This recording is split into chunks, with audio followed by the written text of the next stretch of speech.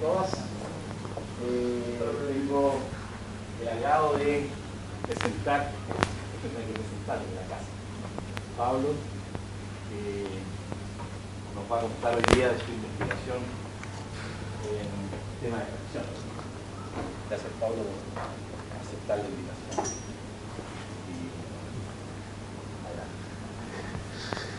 Ok.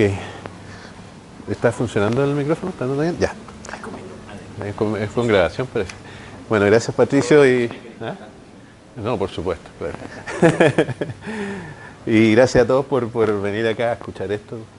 Seguramente algunos han escuchado un poquitito más de estas cosas antes. Voy a hablar de un estudio, en realidad, un estudio que hicimos con datos que tomamos para un estudio un poquito más grande, de comparación de fracciones, donde los análisis del final, ahora último, lo hemos hecho con David Gómez, que es del CIAE y también es de la casa, digamos. Ve que te he conocido también por estos lados. Pero también hay más gente que ha participado de alguna u otra manera durante esto. Y bueno, los datos de esto los tomamos en la red de UQC. Marisol Valenzuela nos fue gran ayuda. Tenemos gente ahí, bueno, parientes parece. Benjamín Bossi y Sergio Orellana nos ayudaron en la recolección de datos y bueno, en los análisis iniciales de esto y de otro paper que sacamos participaron también Cristian Reyes, que está por allí, y una sorpresa, Avelino Jiménez, que se suponía estaba en Carnegie Mellon en Estados Unidos, apareció hoy día, medio viaje se pegó para esto. No se lo podía perder. Y yo estaba dateado, por eso lo puse ahí. Y Roberto Badilla, que es un estudiante de la carrera, o sea, hizo una práctica.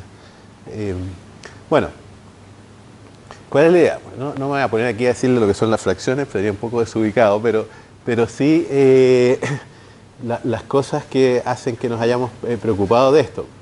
Y del tipo de las cosas que hacen que nos hayamos preocupado de ciertos aspectos de fracciones. Y una de las cosas importantes es que las fracciones son el primer encuentro que los niños tienen en el colegio, digamos, con números no naturales, con números no enteros, ¿cierto? Podrían haber sido los negativos, pero no es así. El currículum tiene antes las fracciones. Y lo que ocurre es que los niños, cuando ven las fracciones, ya están bastante duchos en trabajo con números naturales y hay montones de intuiciones, si ustedes quieren llamarlas intuiciones, o propiedades que conocen y que de alguna manera tienden a transferir a las fracciones, pero estas suelen fallar en ciertos casos. Como por ejemplo, no hay noción de sucesor en las fracciones, ¿cierto? Una fracción, después de una fracción no hay una que venga justo después, sino que o entre dos hay montones. Estas cosas de la densidad. La multiplicación, que típicamente cuando uno multiplica en números naturales agranda los números, cuando multiplica por uno lo deja igual, pero tiende a agrandar, aquí podría achicarlo, ¿cierto?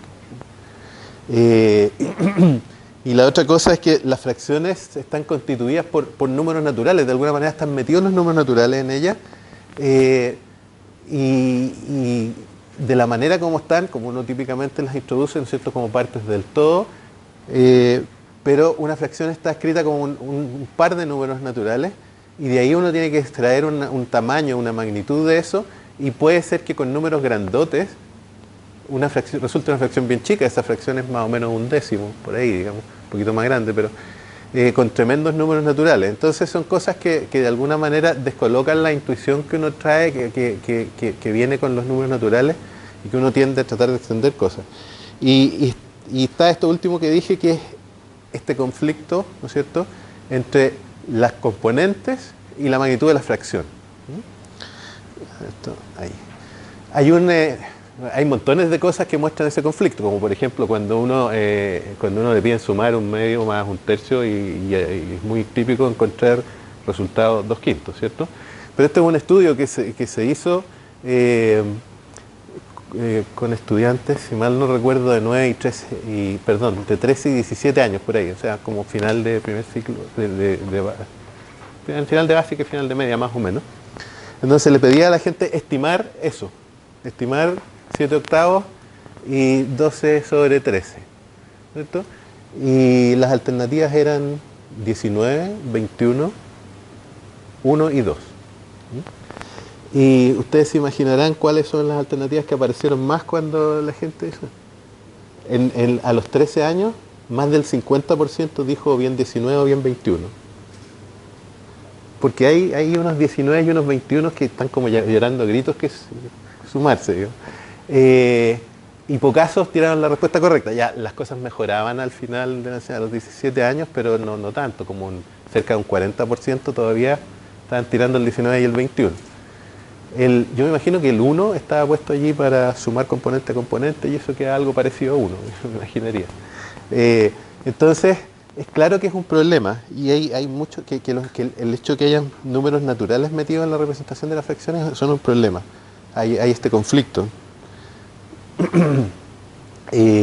Bueno, cuando uno va a trabajar con fracciones y quiere hacer estudios experimentales, uno puede elegir diversos tipos de tareas que puede hacer con las fracciones, en donde están metidos todos estos problemas. El problema el problema de que los números naturales, por ejemplo, interfieran. Sin embargo, cuando uno quiere aislar variables, uno trata de hacer tareas lo más simples posibles que le permitan sacar algunas conclusiones.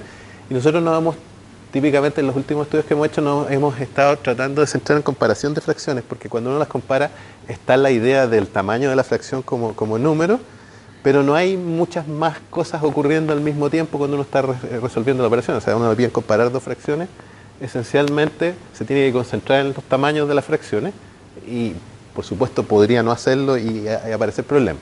Entonces nos vamos a centrar en comparación, pero igual, con una tarea tan simple como comparación, pueden haber multitud de posibles cosas que uno haga pensando en compararlas bien. Por ejemplo, cuando uno quiere una comparación de este estilo, la estrategia típica es decir, bueno, el 2 séptimos tiene un denominador más grande, por lo tanto una fracción más chica. Es una estrategia que no siempre se puede usar. Aquí no se puede usar porque... Pero aquí hay otra estrategia que uno podría querer usar. Uno podría querer amplificar la segunda fracción, por ejemplo, y después hay 6 octavos, 5 octavos, también bien rápido. En un ejercicio como este, también surgen montones de alternativas posibles para resolverlo. Por ejemplo, uno podría decir, hacia la derecha está creciendo el numerador y achicándose el denominador, por lo tanto la fracción crece a la derecha. O uno podría decir, la fracción de la izquierda es más chica que un medio. Uno usa un landmark, un hito entre medio. La fracción claramente de la izquierda es más chico que un medio, la de la derecha no tan claramente, pero sí es más grande que un medio, porque el 5 es más chico que el doble de 3. Y por lo tanto, bueno, la de la derecha es más grande que la más chica. Entonces, ya en un mismo problema hay varias estrategias dando vueltas. Y aquí uno podría usar una cosa tipo landmark también. El 6 es más grande que el 5, por lo tanto es más grande que el 1. ¿Ya? Entonces, bueno, una misma tarea matemática, incluso esta que nosotros estamos pensando, la comparación de fracciones, puede tener una multiplicidad de procesos cognitivos detrás. O sea, puede estarse abordando de muy diferentes maneras, incluso como aquí, la misma. Pero acá, con distintos ejercicios, aparecen otras posibles estrategias. Entonces, lo que nosotros queríamos hacer es tratar de concentrarnos en ciertas cosas, y lo que queríamos hacer después voy a decir exactamente lo que hicimos, todavía no, pero por ahora un poquitito estoy tratando de justificar las decisiones que tomamos. Nosotros en el estudio que hicimos queríamos tratar de concentrarnos, de que no aparecieran demasiadas estrategias para que no nos complicaran la vida, y por lo tanto el estudio que hicimos fue un estudio en donde un estudio, si ustedes quieren, de cálculo mental de fracciones, es decir, se les presentan las fracciones pero sin papel y lápiz, de manera tal de no dar la posibilidad, por ejemplo, de usar la fórmula típica, ¿no es cierto?, múltiplo cruzado y esas cosas, dado que queríamos, digamos, tratar de entender qué estaba pasando. Pero sigamos un poquitito. Las variables que son relevantes cuando uno compara, hay montones, ¿no es cierto? Ahora, si uno quiere que las comparaciones sean rápidas, como digo, y sin papel, quizás hay menos variables, pero igual hay harta. Por ejemplo, cuando uno va a comparar cosas, es relevante saber, por ejemplo, dos fracciones, si hay componentes comunes, si hay el mismo numerador o el mismo denominador, porque hay una estrategia ahí o si no hay, porque aquí cuando no hay, uno podría esperar, por ejemplo, que se haga uso de del tamaño de las fracciones para compararlo, o sea, de la magnitud de ellas. Cuando hay igual numerador o igual denominador, uno puede saltarse la magnitud de las fracciones e ir a algún digamos, atajo y comparar el otro y saber qué pasa cuando lo compara. También influye en la facilidad o capacidad para comparar fracciones, la distancia entre ellas. En general, cuando uno compara números más distantes son más fáciles de comparar que números más cercanos, ¿ya? Y una cosa que se ha encontrado y que influye también en las tareas de comparación de fracciones es la congruencia entre, y voy a explicar en un segundo qué significa eso, entre la magnitud de las fracciones y las partes y el todo. Déjenme entonces tratar de explicarles eso antes, que tiene que ver con el diseño que nosotros hicimos. Por ejemplo, cuando hago esta comparación, que es muy simple, sin duda, 4 novenos versus 7 novenos, hay un 4 que es más chico que el 7, y la fracción 7 novenos es efectivamente más grande que la fracción 4 novenos. Es decir, bueno, y aquí es al revés, ¿no es cierto? Porque los denominadores, la fracción más grande es la que tiene el denominador más chico. Es decir, aquí había una imagen, las componentes están apuntando para algún lado, las componentes están diciéndome, aquí está lo más grande, y efectivamente la fracción más grande está para acá, y aquí las componentes están apuntando para el otro, pero la fracción más grande está para allá. Hay como una discordancia entre la información que tratan de darle a uno las componentes y lo que está pasando con el tamaño de la fracción como tal, ¿ya? Cuando hay componentes comunes eso es bien obvio, pero cuando no hay componentes comunes, bueno, vamos a llamarle a esto una comparación congruente, porque es congruente, digamos, lo que está pasando con los números naturales y con las fracciones, y ya está incongruente. Pero digo, cuando no hay componentes comunes, también pasan cosas parecidas. En la primera comparación, uno tiene que los números más grandes están apareciendo aquí en la fracción de la izquierda, el numerador más grande está a la izquierda, el denominador más grande está a la izquierda, y la fracción más grande está a la izquierda, ¿sí? Y en la de abajo es todo al revés, ¿no es cierto? La fracción más grande es esta de aquí, es esta de aquí, pero que tiene los numeritos más chiquititos, ¿sí? Entonces también nosotros le vamos a llamar congruente e incongruente esas dos comparaciones. No todas las comparaciones son congruentes e incongruentes. Hay una en donde hay un largo más grande por un lado y el otro está más grande para el otro. A esas las vamos a llamar neutras. Pero si uno quiere, entonces aquí están los mismos colorcitos. Es aquí donde va a aparecer este tironeo de los números enteros hacia tratar de decir cosas equivocadas o no. Podría ser ayudar a decir cosas respecto a las fracciones. Yo suelo llamar sesgo a los números enteros. Cuando uno trata o cuando uno se deja llevar por cosas que están insinuándole los enteros para contestar cosas como fracciones, con las fracciones. Por ejemplo, aquí los enteros le están insinuando que aquí está lo más grande y esta es la fracción más grande. Aquí los enteros están insinuando que aquí está lo más grande, pero la fracción de allá. Entonces uno debería esperar que este sesgo, este problema que producen los enteros para que esta interferencia o obstrucción que producen los enteros para trabajar con fracciones se manifieste más acá. Entonces, tenemos como dos tipos de cuestiones que nosotros vamos a mirar en el estudio. Por un lado, vamos a mirar como variable importante la congruencia, y por otro lado, que hayan componentes comunes o no hayan componentes comunes, que debería ser, y eso muestran los estudios, que el procesamiento y el análisis que uno hace de los problemas cuando uno va a resolver sea muy distinto. Si hay componentes comunes o no.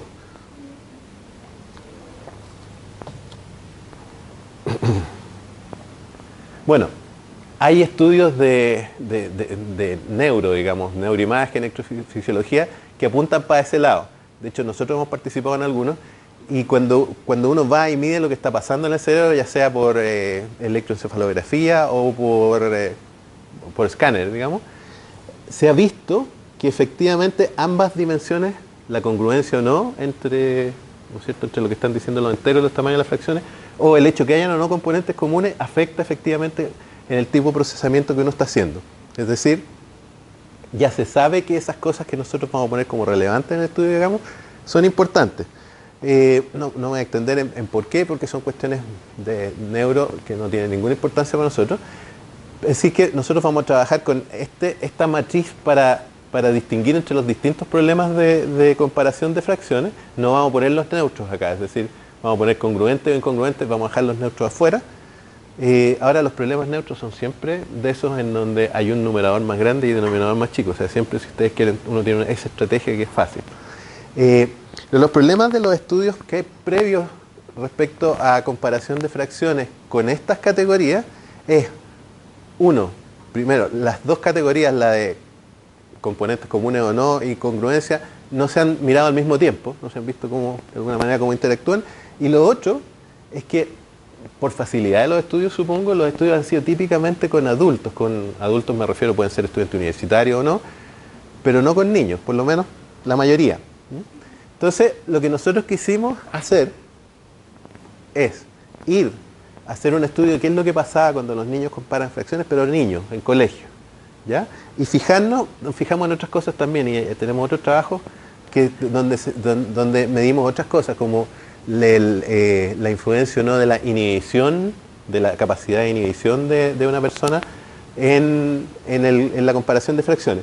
Pero en este análisis que nosotros hicimos de estos datos, quisimos ver qué uno podía decir si miraba estas categorías, componentes comunes o no, congruencia e incongruencia, en los datos que obteníamos al ir a escuelas y ver qué es lo que pasaba cuando los niños comparaban fracciones. Entonces, en el estudio, ¿qué es lo que hicimos? Primero, trabajamos con una buena cantidad de niños. Trabajamos con 5 colegios de la red de colegios que ya mencioné, de quinto, sexto y séptimo. Estos cursos están elegidos porque, al menos ya en quinto, ya se están trabajando bien fracciones, en sexto se continúan trabajando, y séptimo básico no tanto, pero se usan.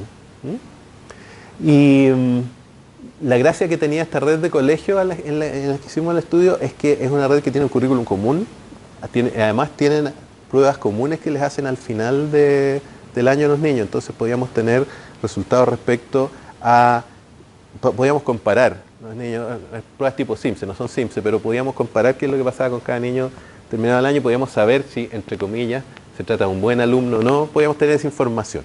¿Ya? Así que era bueno trabajar con una red así que trabajar con colegios de todos lados y que pueden ser incomparables. Hicimos un test de comparación de fracciones, como decía, que tenía 24 ítems, y este 24 fue elegido porque teníamos una matriz de 2×2, o sea, de 4 casilleritos entre congruentes, incongruentes, componentes comunes o no, y en cada uno de esos casilleros pusimos 6 ítems. Nos preocupamos de balancear todo lo que hay que balancear como corresponde, es decir, en algunos problemas la más grande estaba a la izquierda, la más grande a la derecha, etcétera, etcétera, etcétera. Y las preguntas que le hacíamos a los niños eran de este estilo. Era en un computador, en la sala, no era en la sala de clase, digamos, sino que en la sala de computación. Y en una pantalla aparecía una pregunta como esta y se preguntaba cuál de las dos fracciones es la mayor. Las fracciones que aparecen... y aquí arriba había un contador de tiempo, porque a los 10 segundos desaparecía el problema y había que contestar antes de 10 segundos. 10 segundos igual es un tiempo largo para este tipo de cosas, pero cuando la comparación de fracciones es un poquitito más complicada que esta, incluso con esta pueden confundirse algunos, tampoco es tan largo, o sea, no le permite a uno usar estrategias muy sofisticadas para resolver el problema. Y lo que nosotros queríamos era que no... Y si no alcanzan a responder, queda en blanco. Queda en blanco o mala, digamos, no contestó. No, pero digo que es distinto que sea en blanco o mala. Mira, nosotros las consideramos, a omitidas las consideramos como que no pudo responder bien, ¿no? O sea, ¿qué es lo que fuimos a mirar después? Lo que nosotros fuimos a mirar es cuántas respuestas correctas tenía. Entonces, si quedó en blanco, no tuvo respuesta correcta. ¿Sí? Si uno quiere estar absolutamente seguro de si el niño respondió o no, uno tiene que dar más tiempo, no queda otra, digamos, sí, porque El tiempo igual es una variable. Es una variable importante. Lo que estamos nosotros tratando con un experimento así es de disparar estrategias que sean más automáticas. Primero, no hay tiempo para lápiz y papel, tampoco tenían lápiz y papel. O sea, ¿sí? Entonces lo que uno busca son estrategias más automáticas de solución con este tipo de setting. Bueno, ¿qué tipo de fracciones habían? Aquí es un ejemplo muy simple, pero las fracciones llegaban incluso a tener 2 dígitos, pero no muy grandes. Creo que los números más grandes que aparecían eran 19. Entonces, por ejemplo, 17 sobre 19 era una de las fracciones que aparecía. Y en la gran mayoría de los pares de fracciones aparecía por lo menos algún número con más de 2 dígitos. Es decir, no era una cosa tremendamente simple. ¿Sí? Bueno, una primera mirada a los resultados y uno dice, chuta, lo que está aquí en este gráfico es las posibles cantidades de respuestas correctas, porcentaje de respuestas correctas, y aquí la cantidad de niños que tuvo ese porcentaje de respuesta correcta. Entonces uno mira esto y dice, justo ahí en el 50% está la mayor cantidad de niños, o sea, es como que lo tiraron a la chunta esta cuestión, no cachaban, digamos, y terminó resultando siendo azar. Y es un poco deprimente si uno mira esto, dice, bueno, no es tan deprimente porque hay un poquito más de peso a la derecha del 50% que a la izquierda, es decir, uno dice, no, tan mal no está la cosa, pero igual uno mira esa cosa y queda un poquito, ya pues esto pasó, o sea, incluso la red de colegios podría haber quedado un poquito achacada con esto, digamos, ¿no es cierto? Estos son mis niños, pero no es tan así, porque si uno disgrega por las variables que para nosotros son importantes, que son las que les mostré antes, la situación cambia radicalmente. Aquí están los congruentes y aquí están los incongruentes, aquí están los con componentes comunes y sin componentes comunes, si se acuerdan de la matriz que había. Entonces aquí uno ve que en el caso de los congruentes, los ejercicios congruentes era cuando los números enteros más grandes estaban en la fracción más grande. ¿Se dan cuenta? Las respuestas casi todos lo tienen bueno. Y en las incongruentes casi todos lo tienen malo. Por lo tanto, el promedio queda en miti-miti, digamos. Claro, el promedio queda en el 50%, pero ese 50% no es porque no cacharon nada en ni una y tiraron todo al azar, sino porque, en general, una gran cantidad de niños, y son grandes cantidades, se dan cuenta, el total de niños, no les di la suma, pero andaba alrededor de 500. 490 eliminando algunos outliers y cosas, nos quedamos con 490 datos al final de niños. Así que, si uno se da cuenta, son números gigantes, de hecho, son muy gigantes. Si uno cuenta los niños extremadamente sesgados, es decir, que tuvieron buenas solamente las que son congruentes y malas las incongruentes, eso da el 25% de la población. O sea, es bestial, no es ser más o menos sesgado. Totalmente sesgado, contesto buena, contesto de acuerdo al sesgo número entero. O sea que efectivamente la congruencia fue súper relevante acá. Entonces, bueno,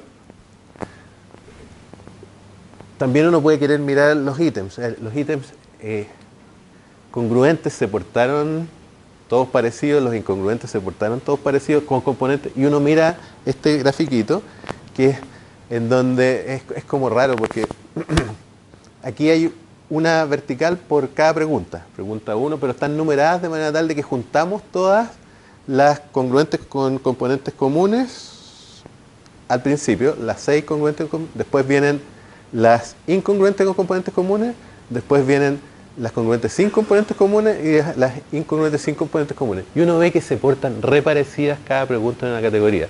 Es decir, es un tema, no es una cuestión que pasó al azar y que habían saltos tremendos dentro de cada categoría y lo que estoy dando son resultados intermedios, sino que lo que estuvo ocurriendo así es que las preguntas con componentes comunes se portaban de una cierta manera y todas más o menos de la misma manera. ¿Ya? Eso habla de que el cuestionario además estaba más o menos bien hecho. ¿Ya? Esa es una primera cosa, mirando pregunta por pregunta, cómo andaban las cosas. Y uno sí ve que congruentes, más o menos bien, incongruentes, cerca del 50%, o sea, como al lote, en promedio. Entonces, después de mirar resultados por ítem, nosotros fuimos a decir, bueno, pero tratemos de sacarle un poco más de información a esto. Y lo que nosotros hicimos fue estudiar a ver si podíamos detectar dentro de la población de niños, ya no mirando ítems, sino que ahora mirando niños, dentro de la población de niños que había, si podíamos dividirlos en grupos de niños que de alguna manera parecieran estar usando estrategias similares, si había eso. Y eso lo hicimos con una herramienta que es el análisis de clústeres, es decir, a cada niño lo catalogamos con 4 variables, que es cómo le fue en promedio en las preguntas congruentes con componentes comunes, cómo le fue en promedio en las preguntas congruentes sin componentes comunes, las 4 de la tablita, ¿ya? Y eso da entonces un vector de 4 componentes, R4 para cada niño, ¿ya? Aquí hay un dibujito que sería si cada niño hubiera sido, y esto no son los niños tampoco, esto es un ejemplo para que se vea un poquito cómo funciona esta cosa, ¿ya? Pero si cada niño hubiera tenido dos variables, entonces uno podría ver en un gráfico una cosa de ese estilo.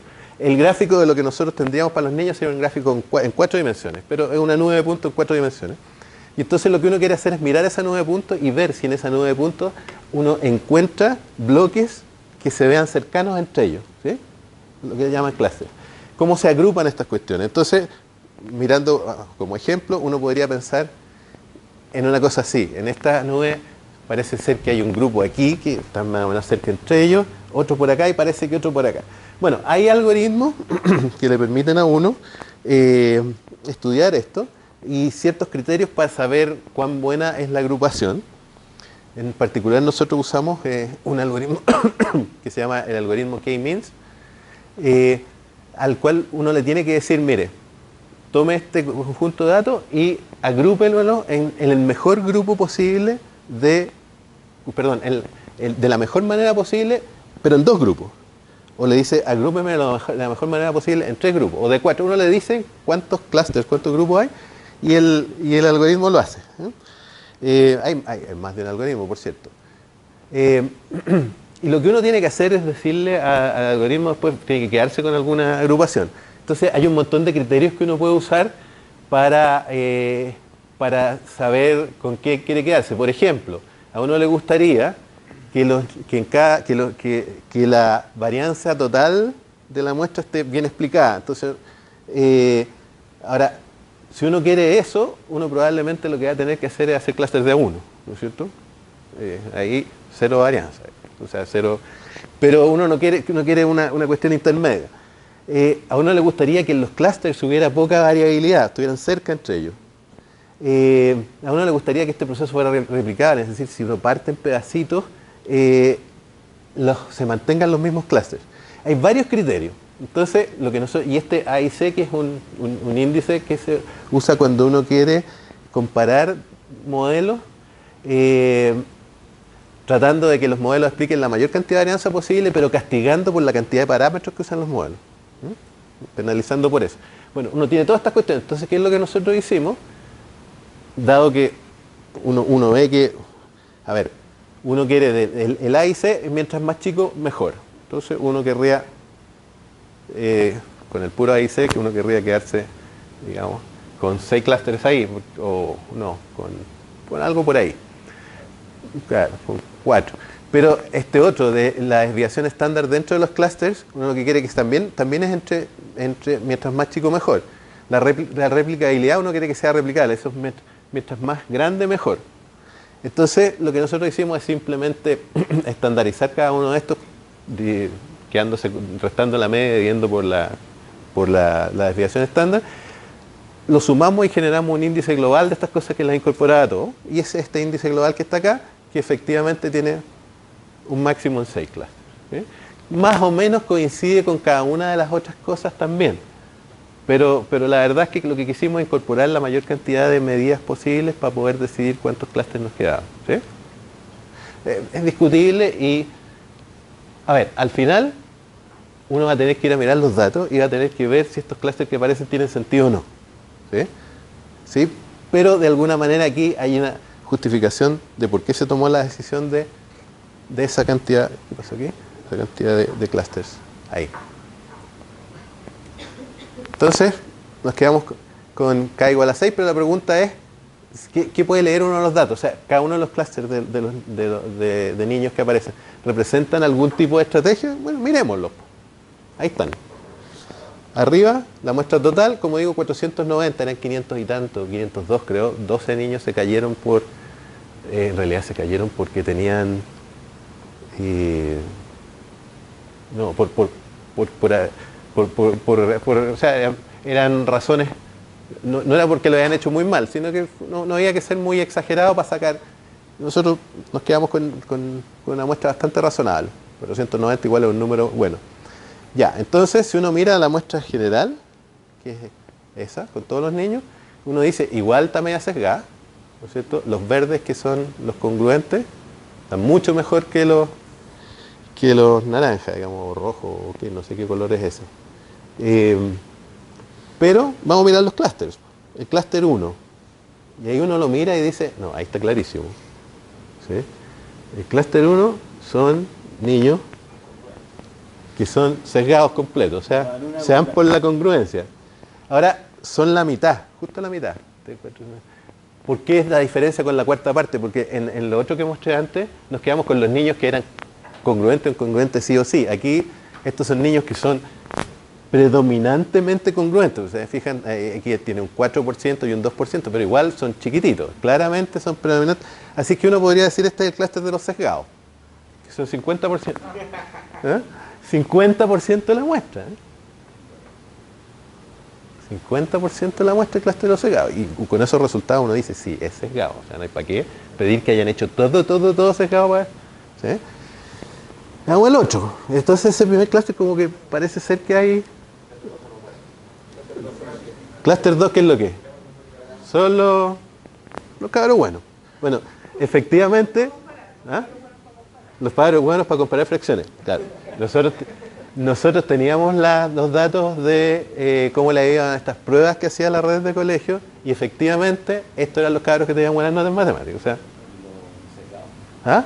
Los sesgados tenían más o menos notas nomás, malas. O sea, estaban... Sí, exactamente. Los sesgados no tenían nada tan buena nota. Entonces, aquí está claro, los buenos alumnos. ¿Eh? Este otro, el 3, clúster 3. Fíjense que en los que no tienen componentes comunes, al azar. Y cuando hay componentes comunes lo hago más o menos bien. Estos son los cabros que saben comparar cuando hay igual numerador o igual denominador y si no fregaron. ¿Sí? Entonces estos podrían ser los de componentes comunes. Este otro es bien curioso.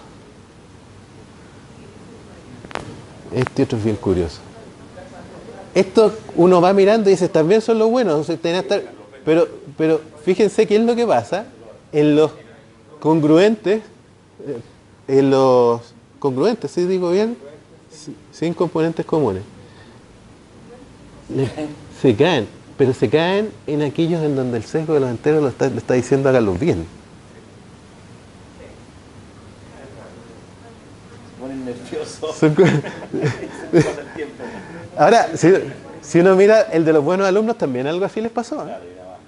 Hay una baja y una baja que apunta en dirección contraria de lo que ya harta investigación respecto al sesgo de los números enteros indica que pasa, digamos.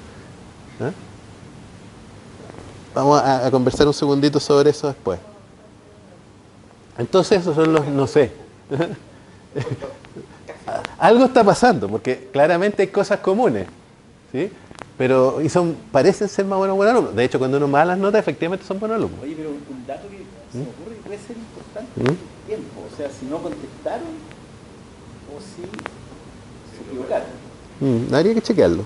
Creo que, o sea... Habría que chequearlo. Sí, tienes razón. Y está este otro, el clúster 5.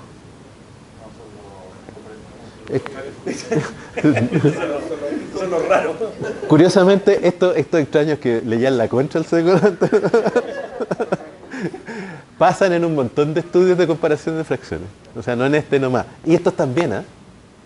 Me parece que la gente no lo haya tomado muy en cuenta esta cuestión. Y al hacer el clustering, cuando uno lo junta con este otro, junta estos dos, porque si uno le pide menos clase, esos dos se van a juntar. Entonces uno se pierde y uno no encuentra esto. Que es una cantidad... A ver, esto es el 17% de la muestra, el de los buenos alumnos. Esto es el 10% más o menos. ¿Sí? Este es el 9, el 8, 7. Así van. Como son hartos alumnos, entonces todo esto son una cantidad razonable de alumnos, cada una de estas clases. Pero bueno, esta cuestión son los sesgo inversos. Ya, pongamos el nombre. Y los de acá sí que son raros. Tienen todo re malo. Esos son los porfíos, los que tenían ganas de que les fuera mal en la prueba. La verdad es que nosotros creemos, estos métodos de clustering siempre hacen el clustering y siempre hay un clúster que son los no clasificables. Esto es probablemente los que el método no supo dónde poner. ¿Sí? Así que en realidad no nos preocupa. dado que tiene que estar esa categoría y todas las otras tienen algún tipo, entonces esa puede ser la categoría de los inclasificables, pero igual, no sé, digamos, ¿no? El resto. Entonces,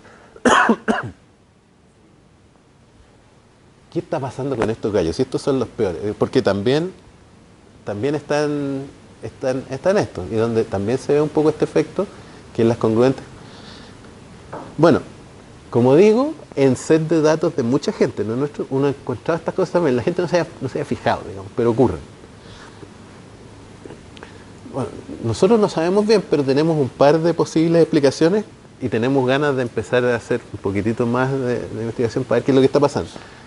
Una posibilidad es la siguiente, que le creemos un poquitito menos, pero habría que chequearla. Aquí podría ser, estos niños podría ser que se estén dejando llevar de alguna manera más que lo que debieran por esto de que fracciones con numerador más grande son más chicas. Si uno considera eso, uno ve que podría haber parte de este efecto. Pero parece ser más plausible, y queremos nosotros ver con otros estudios si eso pasa, que estén razonando de la siguiente manera. A ver, cuando uno trabaja con fracciones es un razonamiento de tipo cociente, ¿no es cierto? Uno quiere que si el cociente de la izquierda es más grande o más chico que el cociente de la derecha, pero al final son pares de números, y uno podría razonar así, miren, en 3 séptimos, a los 3 séptimos le faltan 4 al numerador, o sea, faltan 4 partes para completar el entero, y aquí faltan 2 partes nomás para completar el entero. O sea, uno podría estar razonando por resta, por gap entre los números. Y resulta que si uno razona por gap, por resta entre números en vez de cociente entre números, en las categorías esta y esta funciona perfecto. Si el razonamiento de uno es por gap, tiene todas estas buenas, y se equivoca en varias de estas. No en todas, pero se equivoca en varias de estas. Y el razonamiento por gap es una de las cosas que se ha estudiado también. Entonces nosotros lo que queremos saber, otro estudio por supuesto, porque no sabemos, no hicimos un análisis cualitativo en su momento, estábamos preocupados en realidad, originalmente nuestra preocupación inicial era otra, era mirar inhibición acá, ¿sí? Entonces esto nos apareció después y ya los cabros, ya está, no íbamos a preguntar, hace 2 meses el estudio que hicimos, ¿qué tenía ahí en mente? No se podía. Pero parece ser que a lo mejor hay grupos no especiales de niños que razonan por gap. Bueno, ahí está lo que acabo de decir. Entonces, en resumen, efectivamente al parecer, con esta agrupación que fue agrupación automática, ¿no es cierto? Agrupación con estos algoritmos, sacados los datos, efectivamente encontramos grupos de niños que estaban haciendo cosas distintas. Estaban razonando o con estrategias, lo que sea. El sesgo de los números naturales fue, como vieron, grande. Y nosotros creemos que es un modo intuitivo. Estos eran los cabros que al parecer no cachaban de fracciones porque en general en matemáticas no leía muy bien. Así que, como lo que preguntaban, digamos, son cabros con menor nivel de conocimiento. Y no apareció, aparte de todo el resto de la clasificación, que parecía, como digo, que todos los grupos más o menos tenían un sentido, salvo el último. Está esta peculiaridad de los congruentes sin componentes comunes. Y nos interesa entonces de aquí averiguar qué pasa.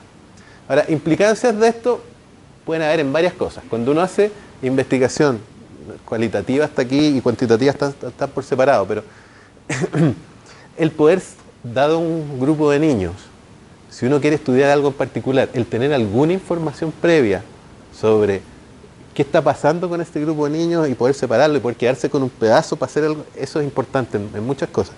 Y es importante en investigación cualitativa, pero aún más en investigación tipo neuro. Cuando uno va a hacer mediciones de tipo electroencefalografía y todo eso, uno hace un montón de promedios de señales en el tiempo y en gente. Y si las cosas que está promediando no tienen nada que ver uno con las otras, entonces se pierde toda la información. Y por lo tanto es bien importante que cuando uno hace estudios tipo electroencefalografía o neuroimagen en general, esté trabajando con sujetos que más o menos uno tenga alguna idea ya que se comportan de manera parecida, ¿sí? Entonces eso le permite a uno, si uno quiere, para este tipo de cosas, filtrar para poder separar, por último, hacer los promedios entre los promedios que corresponde hacer y no promediar de más porque uno pierde lo que está ocurriendo. Y desde el punto de vista pedagógico nosotros creemos que esto puede tener varias implicaciones. Primero, tener alguna idea de lo que pasa en general cuando los niños están trabajando en este tipo de problemas. No quiere decir que el trabajar con fracciones en general, estas son las únicas cosas importantes. Esta es en una situación en donde se preguntaba por fracciones, todo hecho de manera mental, digamos, y más o menos rápida. Por supuesto, cuando los niños trabajan con papel y lápiz, probablemente van a ocurrir cosas distintas, pero por lo menos en estas situaciones, tener una idea. Y, bueno, uno requiere un poquitito el conocimiento pedagógico, pero yo diría una cosa que puede ser re interesante, es a modo de diagnóstico. Un profesor podría más o menos dar una prueba así, que es bien simple, eran 24 ítems, ¿sí? Y poder catalogar a los niños, al menos en este tipo de cosas, sobre cómo están empezando y ayudarlos, digamos.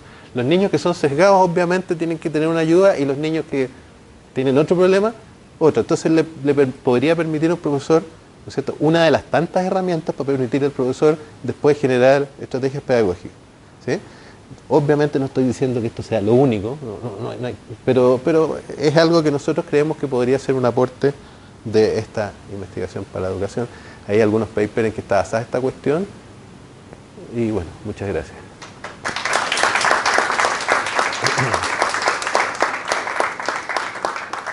Y ahora conversemos. Profesor Gormaz. Estaba pensando que si no todo esto como en lugar de diagnóstico de cuál es el error que está cometiendo el niño, como de estados de aprendizaje de una así, como que de uno de estos clusters, uno como que de ahí se supere y pase a otro hasta llegar al de los buenos, digamos. Como que hay una especie de camino, que sea el camino, el recorrido. Podría ser, claro, porque esta es una foto en el tiempo de un grupo de niños, pero uno podría hacer un estudio más largo. Sí, aunque podría ser medio latero, digamos, estarle a los niños cada cierto tiempo hacerle este tipo de preguntas, pero claro, no, tenéis razón. Podría uno pensar si los niños van... Por supuesto va a depender de las estrategias que el profesor haya estado usando. Si el profesor vio esto, ojalá salten de aquí a estar todos en los buenos, digamos, para esto. Sí, pero sí, o sea, podría ser, no lo hicimos, ¿no? Profesor. Raúl, unos años atrás, una escuela que tiene cursos por nivel, de cuarto, quinto, sexto, séptimo, comparación de fracciones. Y curiosamente, a medida que subieron el nivel, bajaron el sistema. Pero era obvio. Obvio. Lo que pasa cuando tú recién te decías fracción y te dice el profesor Claro. cómo comparar el nivel, tú aprendes el mecanismo. En la medida que ya no es una materia reciente, que estamos nosotros, ya uno vuelve a su estado más previo. Más básico. Tiene una bajada. Sí. O sea, no es obvio que uno... No es obvio, pero es una cuestión de mirar. Ustedes lo miraron, de hecho, no con este tipo de...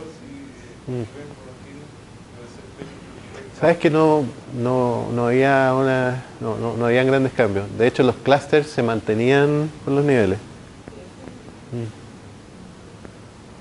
Sí, no, el relacionar estos datos con no sé cómo decirlo, el conocimiento, las habilidades, que podría estar representado por la nota del curso, pero quizás algo más sofisticado.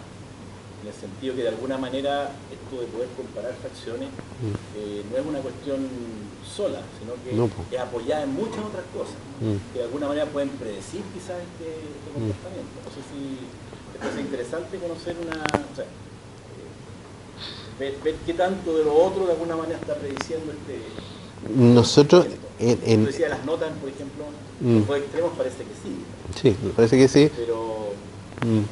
Nosotros, en otro estudio que hicimos de estos datos junto con un estudio de inhibición, hay unos tests que se llaman los tests de Stroop, que sirven para medir inhibición, cuán buen inhibidor es uno para la información irrelevante, en este caso información que tiene que ver con números. Y efectivamente no ocurrió, o sea, ese tipo de cosas que tú dices ocurren. Resultaba que respecto a la inhibición, el ser buen inhibidor uno encontraba que efectivamente tenía que ver con ser buen comparador de fracciones. Pero también significaba que era bueno para las matemáticas, y cuando uno descontaba eso en las regresiones desaparecía el efecto. El efecto se lo había comido entero el ser bueno para las matemáticas. En esto no sé cómo lo haríamos, pero es una cuestión a mirar.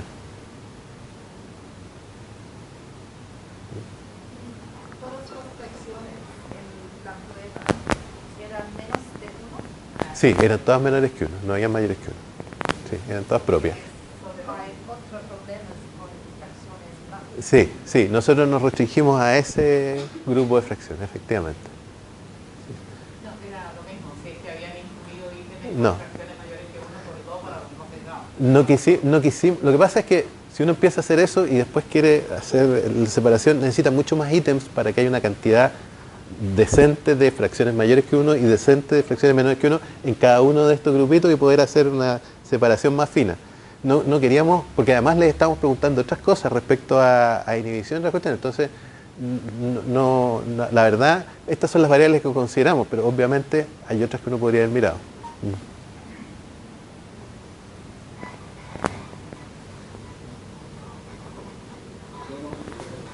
Le agradecemos a Pablo.